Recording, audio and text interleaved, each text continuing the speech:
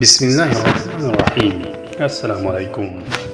بوڑھے کی افواہ۔ راستے سے گزرتے ایک بوڑھے آدمی کی ایک نوجوان سے تو تکار ہو گئی۔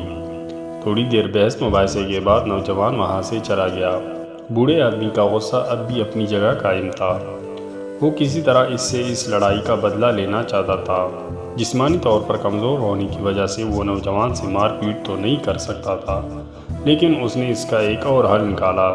بوڑھے نے نوجوان کے بارے میں افواہ پھیلانا شروع کر دی کہ وہ چور ہے۔ وہ ہر راہ گزر سے یہی بات کرتا۔ کئی لوگ اس کی بات کو انسنی کرتے، لیکن چند لوگ یقین بھی کر لیتے تھے۔ کچھ دن گزرے تو پاس کے علاقے میں کسی کی چوری ہو گئی۔ لوگوں کے دلوں میں بوڑھے نے پہلے ہی نوجوان کے خلاف شک ڈال دیا تھا۔ چوری کے الزام میں نوجوان کو پکڑ لیا گیا، لیکن چند ہی دنوں میں اصل چور کا پتہ لگنے پر اس لڑکی کو رہائی مل گئی۔ رہا ہوتی ہی اس نے علاقے کے سردار سے بوڑھے آدمی کی شکایت کی، جس کی بنا پر بوڑھے کو پنچیت میں بلایا گیا، یعنی جرگے میں بلایا گیا۔ بوڑھے نے اپنے آپ کو بچانے کے لیے صفائی پیش کی۔ سردار نے بوڑھے کو حکم دیا کہ اس نے جو افواہ نوجوان کے بارے میں پھیلائی ہے وہ سب ایک کاغذ پر لکھے، اور پھر اس کاغذ کے چھوٹے چھوٹے ٹکڑے کر کے چرواہے میں جا کے ہوا میں اڑا دے۔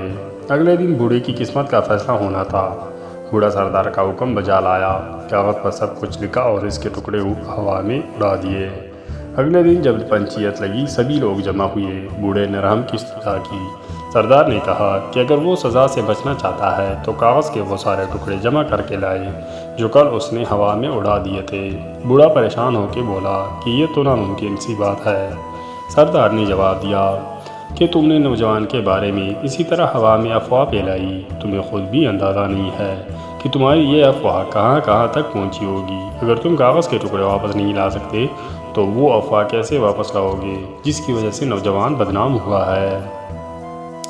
بوڑھے نے ندامت سے سر جھکا لیا۔ کئی بار ہم بنا تصدیق کے لوگوں کے بارے میں افواہیں پھیلانا شروع کر دیتے ہیں۔ ہماری بنا سوچے سمجھے کی گئی چھوٹی سی بات کسی اور کی زندگی پہ کتنا اثر انداز ہو سکتی ہے، اس کا شاید ہمیں اندازہ بھی نہیں ہے۔ اس لیے منہ کھولنے سے پہلے تصدیق بہت ضروری ہے۔